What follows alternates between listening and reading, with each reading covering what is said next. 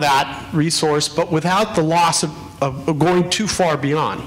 So one of the important lessons we've learned, along with resource typing and other things, is when can I give you? If you and I are neighbors, and we're both affected by the emergency equally, how much can I give you without losing too much? Does that make sense? See some heads nodding, and I hope that's not because you've heard John talk a lot. Sorry, John. The evolution of mutual aid has gone through a lot of turnover, a lot of change, a lot of looking at what is mutual aid. Technically, in the national sense, mutual aid means giving resources, helping as needed, and providing that support free, because I know you're going to return that aid sometime to me. In the evolution of looking at mutual aid and assistance, it created an instability, because many times utilities, even public agencies, are always giving and they're never receiving that aid. It became an ongoing demand on some of the larger systems, large agencies. And in the FEMA speak, again in public assistance, if you're always giving your aid free, guess what? When you start looking for reimbursement and you've always given it away free, you can't get reimbursement later on. So the idea is you've got to start thinking about this, and this has been a change even for our fire services in the state of California. Fire and police, we have so many wildland fires, they had to start coming up with new agreements. And as long as those agreements were in place prior to that disaster response, now it's the first 24 hours are free, and after that you're paying the overtime costs and everything else for our equipment, because we can't continue to expend those ongoing costs and never recoup that cost. The other is a level of emergency, because each emergency is different. Its scope, its size, the impact, the length of time. So those levels of emergency have a scale of economy we have to start looking at, and that's why the fire services in California went to this 24 hours free, and then after that, forget it. You have to start paying for it. But that's now codified in law and in agreements. So that's what you've got to start looking at in terms of what does your agreement say, and where's it going to go from there. The other component of it is that, and I'm going to give one example of, I was working at East Bay Municipal Utility District, where I was there for 11 years as a security and emergency manager. We provided aid one time to a private utility. Well, that's a gifting of public funds. So now you're running into state and federal laws about the use of public assets to help a private agency. So again, a reason for us having to install a clause into our agreement about reimbursement in those situations. And then of course, while we always want to be able to provide any help at any time, you could wind up with a loss, either with an injury to the person who's responding or the loss of a piece of equipment.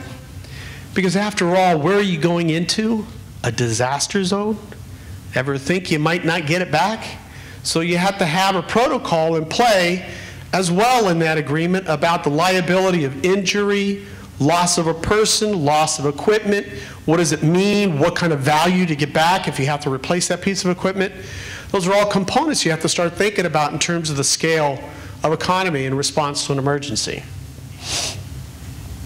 And then lastly, there's the process.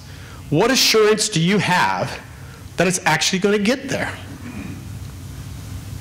I've had time and time again, Hurricane Katrina was a prime example. A generator was requested by a local water utility. The generator was on its way, but the local sheriff decided, no, we need that over at the jail first, or at this other public facility. How many of you, raise your hands, is going to argue with the guy with the gun?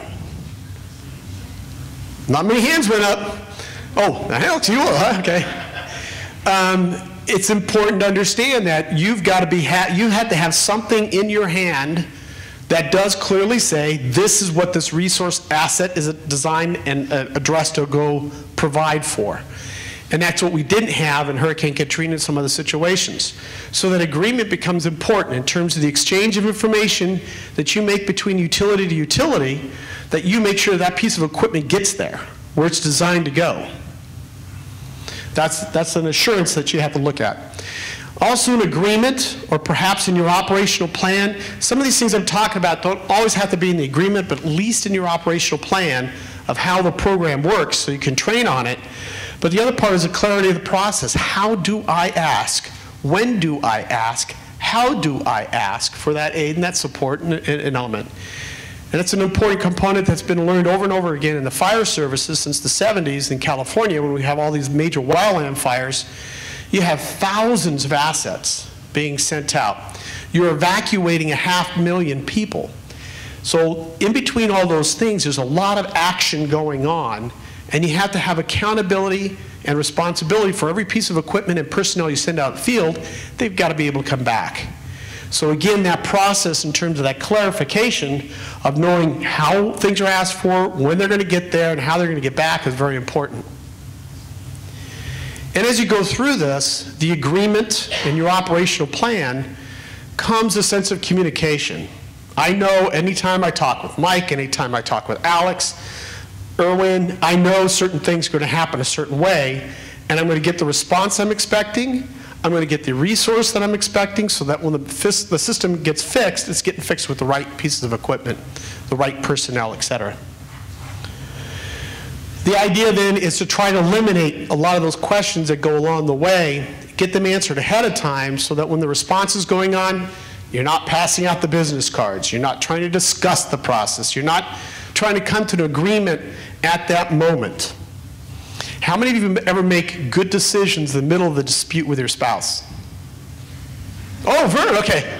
After 38 years? Well, maybe that's how it works, I don't know. The same thing, in the pressure of the situation, you're not always going to be making the good decisions. So make those good decisions ahead of time. And I think you've heard this, and I don't mean to be preaching to the choir. I'm sure you've heard this in some of the other presentations, programs, your experiences of a response to an emergency. But I think they're important to actually mention as we look at and understand some of the responses and experiences. Because we've had many of them in California, not necessarily just in California, because Hurricane Katrina did not hit California, thankfully. It wasn't that big. But we actually started putting resources together, and we actually sent many resources from the state in response to mutual aid. We had a whole cadre of utilities ready to go. The trigger couldn't be pulled in certain ways to send mass resources in there for many reasons. But all of these events, and there's many more, I just picked on these few, had an impact in how we operate in the California Warren program. I'll first talk about the 1991 tunnel fire. This is really what started the whole concept of the California Warren program. 1991 firestorm was the third event in 3 years, a third presidential declaration in 3 years from the state of California, all in the same location, all in the San Francisco Bay Area. Does anybody know what happened in 1989? The Loma Prieta earthquake, yeah. So you remember the World Series getting ready to get started, and it stopped. Well, the A's took it upon themselves this year to try to eliminate that from happening in the calendar again this year. It looks like the Giants are doing the same too, but yeah, they're not meeting the World Series, so we won't have another World Series earthquake this year anyhow. So we had the earthquake on October 17th, which is recently anniversary of 1989. That was a great impact to the entire Bay Area. Some significant response took place. 1 year later, December 1990, and I tell the story when I'm doing some work back east too, and they all laugh when I say we had a freeze of under 32-degree weather, so it was 25 degrees for 3 days in a row. Got a lot of laughs back east. Oh yeah, we get that all the time. But the freeze was enough to cause enough damage to East Bay Municipal Utility District's infrastructure that we had to get some aid, some help from other utilities in the Bay Area. But it also killed a lot of vegetation in the hills, which led up and was the fuel for this fire in 1991. Over 4,000 homes destroyed, 32 people lost their lives, a significant emergency in our area. But if you want to have legislation passed, burn down a senator's home. Because that's what happened in this case. Not purposely, but Senator Petrus, his home was lost in the firestorm, and he said, I don't want this to happen again. I want significant changes occurring in the state of California to make some standard response protocols in play. The law then said we will create this thing called a standardized emergency management system. You guys know it by another term because when it was developed, there was the same regulations, the same guidance materials, the same spelling errors in all the materials. You know it as NIMS. How many of you have heard of NIMS? The National Incident Management System. So in California, we created this thing called SIMS in the 1990s. We all had to follow it, even the water systems. So there were 4 parts to the bill. 3 parts of the bill were all on water systems because he didn't think that the water agency had enough water storage, which you can never have in this situation. And that was an important component. But the State Office of Emergency Services spent a lot of time doing an after-action report, looking at what were the causes of the fire, what was the response like, and what should the recommended actions be. Now, Vern talked about mitigation.